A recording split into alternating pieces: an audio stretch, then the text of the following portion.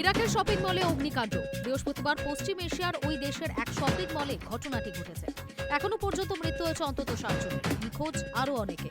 সংবাদ সংস্থা রয়টার্স সূত্রের খবর, স্থানীয় সময় অনুযায়ী বুধবার রাতে ইরাকের পূর্বাঞ্চলের আল কুদস শহরে একটি শপিং মলে দুর্ঘটনাটি ঘটে। ওই বহুতলে হাইপার মার্কেট ছাড়াও একাধিক রেস্তোরাঁ রয়েছে। সে সময় অনেকে পরিবারের সঙ্গে রাতের খাবার খেতে গিয়েছে, কেনাকাটাও করছিলেন কেউ কেউ। তখনই আচমকা আগুন লেগে যায় ভবনটিতে। ওয়াজজিদ প্রদেশের গভর্নর মোহাম্মদ আল মায়াহি বলেন, রাতে 5 তলা ওই হাইপার মার্কেট ও রেস্তোরাঁয় আগুন লেগে যায়। দমকল কর্মীরা এসে কোনো মতে কয়েকজনকে উদ্ধার করলেও বাকিরা ভেতরেই রয়ে যায়। অগ্নিদগ্ধ হয়ে মৃত্যু হয় তাদের। এখনো পর্যন্ত 60 জনের দেহ মিলেছে। শহরের কর্মকর্তা আলী আল মায়াহি রয়টার্সকে বলেন, আমাদের অনুমান আরও বেশ কয়েকটি মৃতদেহ থাকতে পারে, সেগুলি এখনো উদ্ধার করা সম্ভব হয়।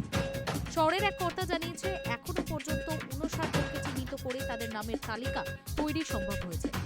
এদের মধ্যে বেশিরভাগেরই দেহ অনেকাংশে পুড়ে গিয়েছে।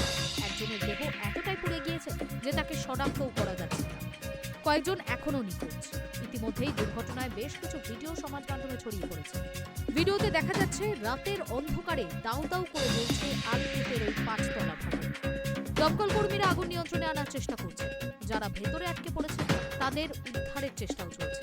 কিভাবে ওই শপিং মলে আগুন লাগলো তা এখনো পর্যন্ত জানা যায়নি। তবে গভর্নর জানিয়েছে, ঘটনায় উচ্চ পর্যায়ের তদন্ত শুরু হয়েছে।